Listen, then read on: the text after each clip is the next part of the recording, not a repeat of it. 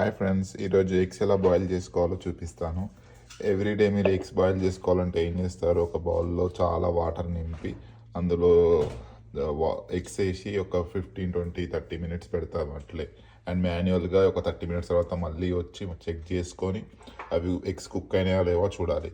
అదే మనం ఈ ఎగ్ బాయిలర్ కొనుక్కున్నాం అనుకోండి, సింపుల్గా మనకి ఇక్కడ ట్రే లాగిస్తారనమాట. ఈ ట్రేలో మనము కింద ఒక ట్రే ఉంది కదా, ఈ ట్రే అనేది హీట్ అప్ అవుతుంది.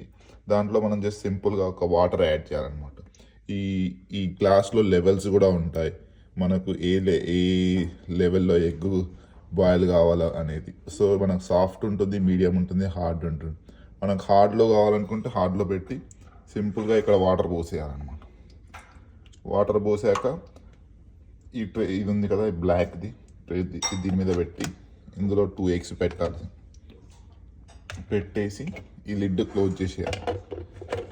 క్లోజ్ చేసి ఈ ప్లగ్ ఉంది కదా, ఈ ప్లగ్ ఇక్కడ పెట్టేసేయండి. పెట్టేసి ఈ బటన్ ఆన్ చేస్తే